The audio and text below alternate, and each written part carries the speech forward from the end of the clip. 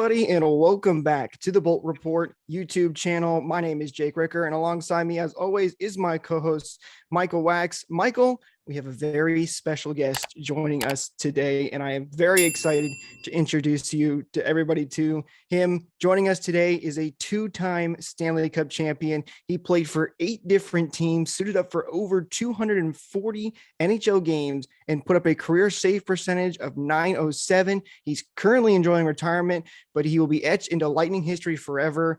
Ladies and gentlemen, please welcome Curtis McElhinney. All right, thanks for having me.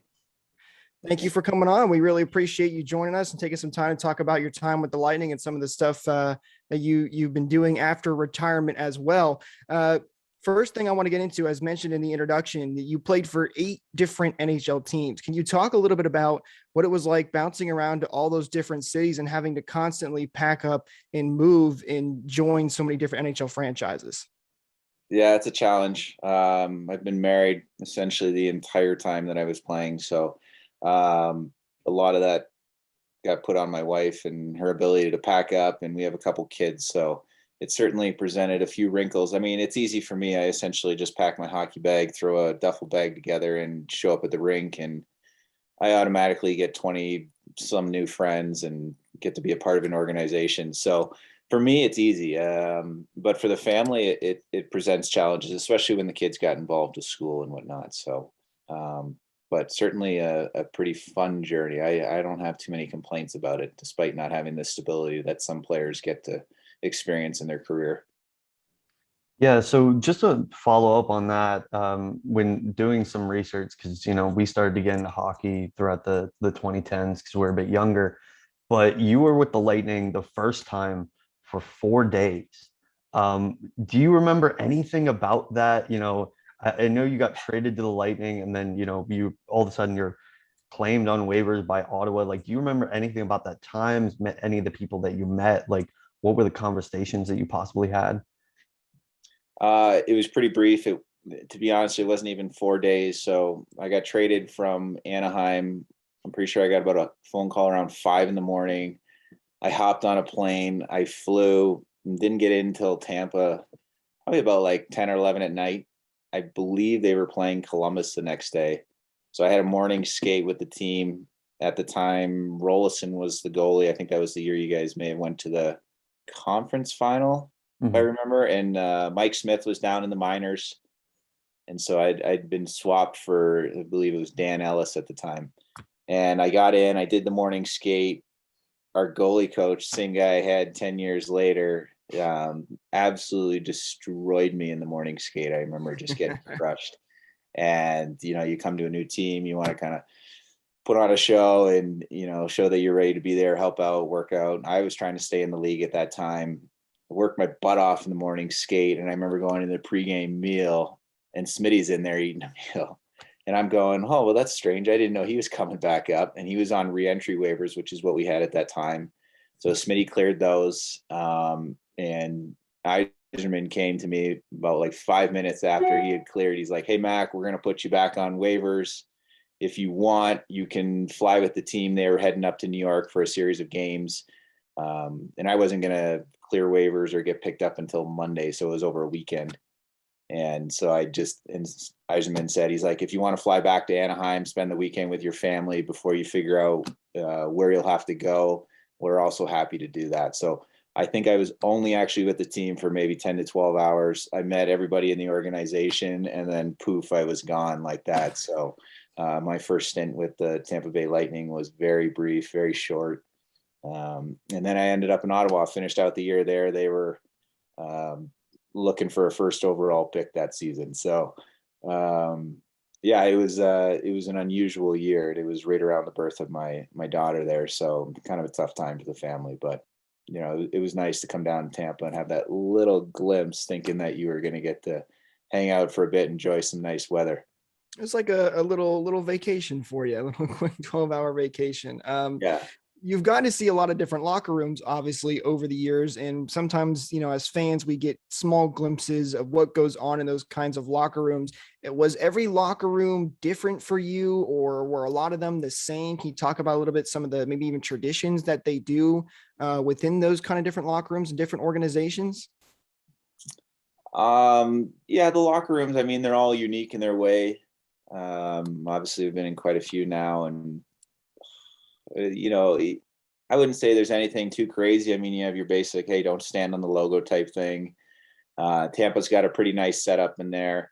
They've done some renovations. I'm sure they'll probably end up doing a few more in the years to come. I know the ceiling always felt kind of insanely low in that dressing room, but they have a great setup. And with that practice rink over in Brandon there, they've done everything first class. So I enjoyed Tampa's. It was pretty ideal. It was nice and close. That was probably one of the best parts about playing there is your proximity.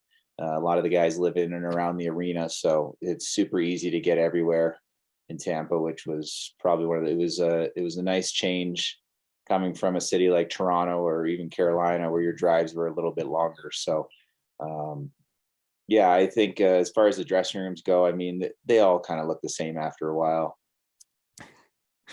Makes sense, and I'm sure especially if you played so many years in the NHL and then you had all the minor leagues too that you go through and they all start to blend together. But you played your last 2 years, as we kind of talked about, with the Tampa Bay Lightning, and that time you signed with the team as a free agent. What drew you back to Tampa Bay, and what made you want to join the Lightning for your last 2 years? Honestly, I had no idea they were even shopping for a goalie that season. It was one of those years. Fortunate I got to play a ton of games in Carolina. Had a fun year there. They had a good hockey club. They were playing really well. Just kind of starting to turn the corner, and all those guys were growing into their own. So when I knew it wasn't going to work out in Carolina, we started looking around at some of the possibilities. You identify teams that may have a need for somebody like myself. Tampa was not on the radar. The fact that they came out and expressed interest, and the situation at that time with the recent playoff loss to Columbus, it just seemed like the perfect setup. And, obviously all the incredibly talented team, a lot of young guys that were really coming up and coming into their own, and they had a chip on their shoulder. And when you see a setup like that, it's almost, you can't pass it up. And, I'm sure the guys that have signed there this season, some of the older veteran guys were looking at it in the same way. It's a team that's had to retool a little bit in terms of losing a bunch of quality players from the last two titles, but there's still a tremendous opportunity because the core of that team is essentially the same. So, when you look at the opportunity to be a part of something like that, it's a no-brainer. So it was an easy decision when they expressed interest. So you mentioned about the fact that it was sort of an opportunity for you to go and be part of the retool after the sweep. Was there any sort of desire, is maybe not the right word, but any shock in terms of, oh, I'm going to be playing behind Andrei Vasilevsky? Because we've talked about Andrei Vasilevsky a lot on this program when we do game recaps. And he is, in our opinion, the best goaltender in the league. Like he does things that not a lot of other goaltenders can do. Is there any sort of, and I know you are older than him, you serve as a mentor to him in a way, but is there any sort of thought process of, maybe I can learn something from this guy and we can teach off each other and we can be a great duo? Yeah, I mean, I have the utmost respect for Vasi, and he's a great kid. He's, we're pretty fortunate right now in the sense that he's already won 2 cups. He's accomplished a ton of stuff. And I really feel as though these next like 5 to 7 years for his career are just going to be the pinnacle of it. And, it's unfortunate that we don't get to watch those guys in the Olympics this year. That's a bummer. I was really looking forward to that. But he's such a special player in terms of what he brings to the ice. And what I noticed from my time from the day that I signed and showed up there and started skating with him is that his hockey IQ and his knowledge of the game and the way that he reads the game is now catching up and almost exceeding his physical talent. And it's amazing to watch. And as I mentioned earlier, I broke down some of his game video for some youth hockey players, and you just get to watch some of the things that he does. And he's an elite player, and he moves ahead of the game now, and his knowledge and his database of information that he's collected over the last couple of seasons going the distance is just going to pay off huge, I think. So special player, great personality, super funny guy, even though you probably don't get to see a lot of that since he's so dialed in every time he's on the ice. But yeah, he's got a great sense of humor, a little bit of a jokester. But yeah, for myself personally, having to skate alongside of him, it's almost frustrating, right? Because you think you operate on a pretty good level, and then you look down at the other end of the ice, and that's what you have to stare at on a day-to-day basis. And then all of a sudden it's tough. Did I learn things from him? Absolutely. Did I contribute anything to it? Probably not. Maybe I was just, I'm sure it's a similar situation with Elliot. Elliot's from everything that I've heard, he's a phenomenal person, probably a great guy in your locker room. I bet they have a good relationship, and it was fun to sit there and watch them. But when you're trying to compete and perform at the highest level, and that's what you see every day, you just kind of feel inferior. And that's probably a good thing to have as your number one goalie. But it could certainly be challenging when you're sitting there kind of trying to keep up with his footwork and the things that he can accomplish on the ice. Yeah, he has certainly made some saves, whether seeing the game in person or just watching it on replay, that no human should be able to do that. And it's pretty crazy the amount of not only skill level, but as you mentioned, hockey IQ that he has now. And when we talk a lot about hockey IQ for the skaters, one name that gets brought up a lot for us is Nikita Kucherov. He's really one of the most creative players in the league, but there's so many other like really great talent. So if you had to create maybe a top 5 of the most creative players that you've seen, either playing against them or playing with them, who would make that sort of list? Yeah, that's a tough. Well, this is the problem when you're a suitcase and you hung around for a while. You've seen a lot of players, so I mean, Cooch has got to be up there. His ability to just kind of make plays. I mean, those first couple passes, I think, in his game back were just out of this world. And when you have players that operate at that level, it's kind of tough to keep up with the speed of play. Datsuk was another guy that was just on another level. I don't know if it's the creativity or who else. I mean, I always admired a guy like Scott Niedermayer. He was probably one of the best defensemen that I ever played behind when I got a brief stint in Anaheim. It was like you made a save and you could close your eyes because you pretty much knew that puck was going to clear the zone every single time on a breakout or a nice pass out. Marian Gaborik was another special player, just their speed, their creativity, their ability to handle Austin Matthews. I mean, you go down the list. There's a lot of special players, but as far as in terms of creativity and just making plays out of nothing, Cooch it's got to be up there. Point or two. He amazes me every time he's on the ice. It's like I cannot believe I've seen this guy play for so many years, and yet every time he's out there making plays, and I'm still always amazed at what he's able to do. I wanted to ask you about when you're on the bench as a backup goaltender. Are you kind of just really focused in on the game, trying to be ready to come in at a moment's notice? Because I would imagine, having to come in, whether it's because of an injury or because the team needs a kind of a wake-up call, that can be pretty difficult. Or are you kind of more, relaxed and trying to take in the different environments that you're in and enjoying the game? It depends on a couple things. One, who's your starting goalie? And the second thing is the coaching staff and what their tendencies are. So, Tampa is one of those. I want to say that I don't think Bassey was pulled in the 2 years that I was there. And I don't remember the last time that he would have gotten pulled in a game. You guys would probably have to do the digging on that one. I don't think he ever has, to be honest. Yeah, when apologies for the interruption, but when Lagasse was pulled recently, that was like a shock to us. Oh, right. I forgot about because that we were little. like, oh my God, Cooper pulled the starting goalie. Yeah. And, and it's two things, right? I mean, Vasi clearly doesn't want to come out of the net ever. I think sometimes they'll let him work through games. The other factor too is the way the Bolts play is they have the capability to score 5 goals on any given night, so they can pull themselves back into a game.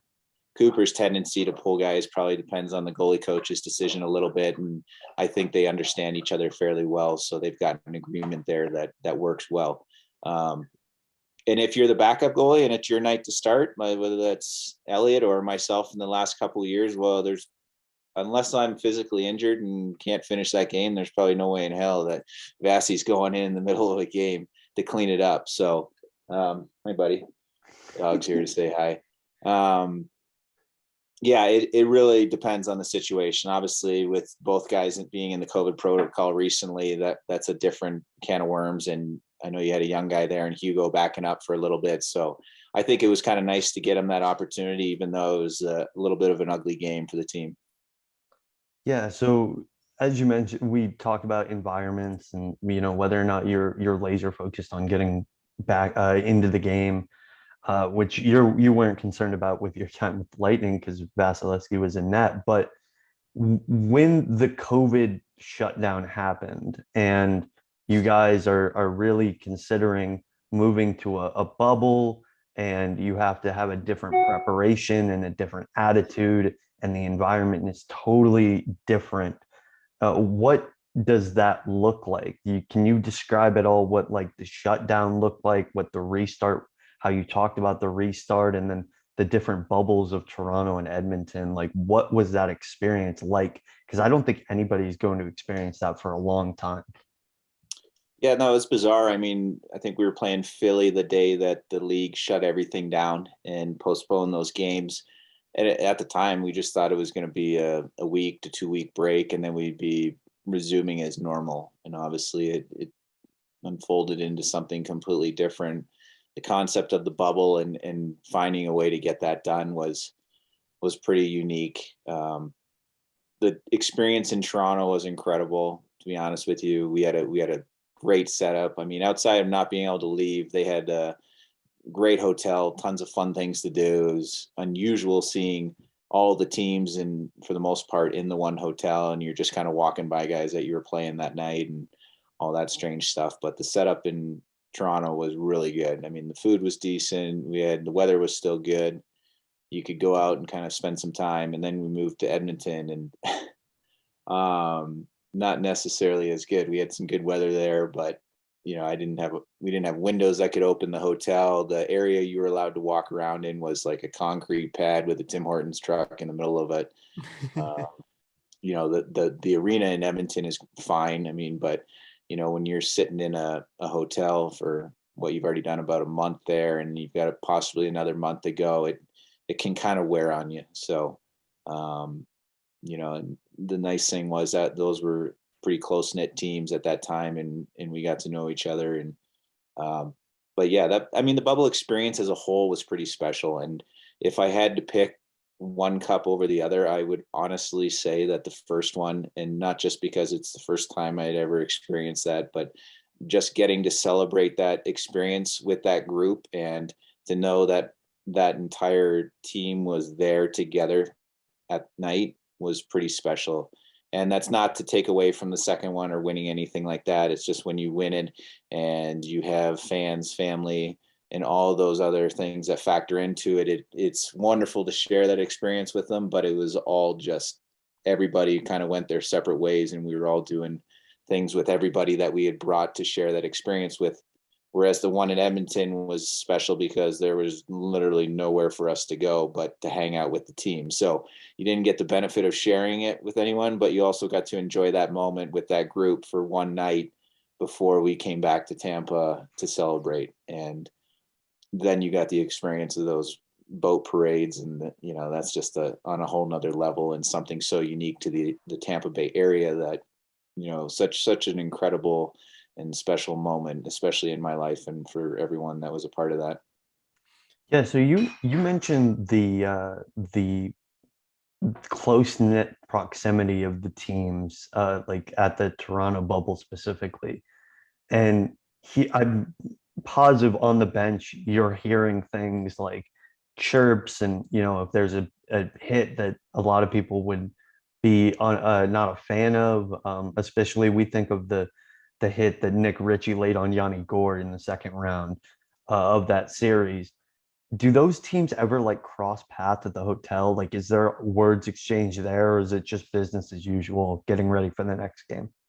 Yeah, I don't really think anything carried over into the hotel. I mean, we all kind of understood what we were there for and what we were trying to accomplish. And, that bubble experience the first time was pretty unique. So, I think for the most part, outside those playoff series obviously get pretty nasty and they can drag out and they get long. And, after a while, you tend to not like certain players for obvious reasons because of the way the series unfolds. But at the end of the day, I think we all understand that everybody's there trying to accomplish one objective. And there are certain players that fill certain roles and just kind of get under your skin, and that's what they're good at. And Gordo is obviously one of those players. I'm sure everybody loves to have him on their team, but he's kind of a pain in the butt to play against, and you could say that about that whole line in general the last 2 years. My favorite example of that right now is Corey Perry, who multiple Lightning players have said this year. They're like, man, I hated that guy. I only had to play against him. And now it is fantastic to have him on your side and being the guy that does it to the other guys and not yourself. But mentioning, you talked about the Stanley Cups. Obviously those are so special and amazing for the fans. And, had been started to become a little while since 2004, since we had won and we got to win back-to-back cups. I wanted to ask you about your time that you got to spend with the Stanley Cup. I know kind of COVID made some of that very difficult, and some of the players didn't even get to experience their day until way down the road. Can you tell me a little about your time, what you did when you got your chance to spend with the Cup, and was there anything that you regret not doing or couldn't do because they told you that it'd be too much?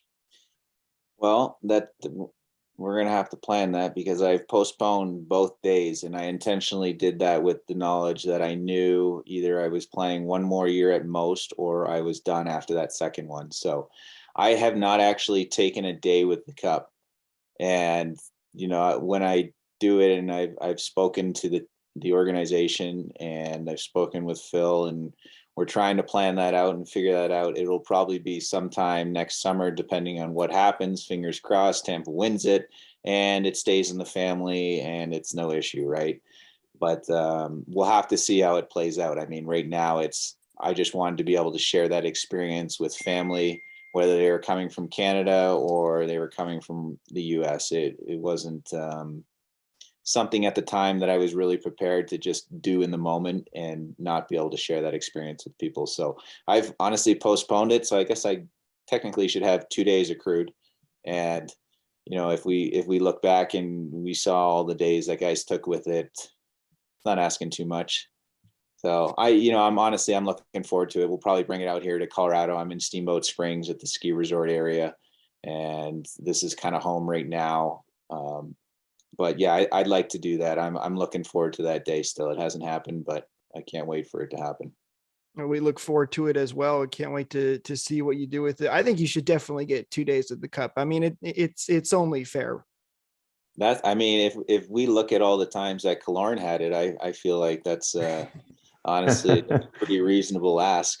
How about Pat Maroon? He's had it for like forever. It feels like it's just with them all the time. Yeah, I know. Patty's been a pretty special player. I've actually loved watching him this year. You mentioned the Perry edition. Perry's really been heating up lately. I played with him years ago in Anaheim when he was scoring 50 a year. But that play he made the other night, I think, to Cooch there on that nice little pass was just special to watch. He's still a special player. And he's fit in really nice with that team. So, it's been cool to kind of watch. I mean, I wouldn't say that the wins this year have been dominating, but like they've said, they've been finding ways to win, and that's kind of what a special team does. They just somehow find ways to win. And who knows what the second half of their season is going to look like here. I was a little bummed. They were supposed to come out to Denver and the game got postponed. I was going to go down and see everyone and catch up, but I'll have to, hopefully they get that rescheduled sometime when that Olympic break was supposed to be. Yeah, absolutely. And you, one of the things that you mentioned was like how they found a way to win this year, and that could be a mixed blessing. Sometimes they don't always play their perfect game, but this year and especially last year was very different with how they were playing with the COVID outbreaks and everything like that. But specifically, you were the starting goaltender in the playoffs for a different or for a certain amount of time with that Carolina Hurricanes. And then you've also had periods of your career, like with the Lightning, where you were the backup goalie. I've heard this situation come out a lot, mostly with fans. But is there any truth to the idea that the team plays differently in front of their backups? Yeah, I don't know. I mean, it really depends. When you have somebody like Vasi, it's, I guess you can kind of just take a breath and, I mean, he still had a couple breakaway saves the other night against Buffalo. So when you have somebody like that standing back there, yeah, it might put you at ease a little bit versus you turn around and you see myself standing back there. And well, okay, Max in the net, we're probably going to need to tighten the ship up a little bit and play a little differently. It is tough to say. I don't know how the team feels, what their perspective is going into a game when they know the backup's playing. I think for the most part, when you have a clear-cut situation like there is in Tampa, and you have a backup guy, and usually you're bringing in good dressing room guys that the team all love. They're and the backup goalie's kind of that rah-rah cheerleader type guy. Maybe he's not out there screaming on the bench, but he's somebody that everybody roots for the most part. So I think the other thing is in most years your backup's probably only playing 15 to 25 max games, depending on how the coach wants to manage that number one starting workload. So it can be a little tricky, but yeah, I don't know if it's just the way it looks on paper when your backup goes in, or it's just the fact that that's kind of the team mentality a little bit, that you feel like you need to tighten the ship when the, let's just say, the less talented individual is standing in the pipes. Yeah, and then we wanted to get to what you're doing after retirement as well. As you mentioned before we got started recording, that you're doing a lot of webinar sessions and involving current goalies, and you're trying to teach the up and coming goalies and the younger ones. This is the way that you should play. Maybe not athletically the same, but this is the type of mentality that you should have, where you should be in the net. You've done a lot of that on Instagram as well. What drives you to stay connected to the game? And maybe, you have family time now in retirement, you have more time off to yourself, but why do you want to stay connected to the game? What drives you to help these goalies? I think the biggest thing for me, I mean, there are opportunities to remain with professional hockey in regards to coaching and helping out in that aspect. At this point, after having moved around so many times and not really settled down in any one spot, it was more about just kind of focusing on a destination. My kids are heading into middle school. So, I understand that I only have a handful of years left before they kind of take off and go out and do their own thing. So for us, it was important to be settled in one spot. I mean, I coach both kids' hockey teams now, so I'm essentially in the rink 7 nights a week, most evenings, helping out. And that's been a tremendous experience. It's been fun to kind of watch them grow in school, whereas before most of that stuff was just left to my wife so I could go out and pursue professional hockey. And, I was fortunate to do that for a long time. Now it's, as far as remaining connected to goalies and whatnot, I think I just have a general passion for goaltending. And my career kind of took all sorts of turns. I was a starter at some levels and I was a backup at other levels. And, I had to learn ways to stick around and to hang out and continue to find ways to evolve my game. So for me, I just have a general passion about goaltending, and now it's about sharing that with youth players. And, that goes from everything from focusing on the technical side of goaltending all the way down to the mental side. And, the nice thing for me is, like I mentioned, I was the number one guy in some situations. And then when I was in the NHL, I had to learn to be a backup. And that entails learning a whole new role and what your responsibilities are for a team and an organization, and how you can find ways to add value. And I was certainly a little slow in regards to that experience, as I didn't get back to the NHL full time until I was about 28, 29. So, it was a fun journey. It took me all sorts of places, and now it's about sharing that experience with the younger generation. That's awesome to hear how much you still love the game of hockey and want to share it with the others. That's really cool. We got one last question for you before we let you go. I see you got bubble hockey behind you there to the left. Are you a big fan of bubble hockey? Are you a pretty good player? Could we see some pro bubble hockey in your future, maybe? I'm good enough to beat my kids still, and that's about it.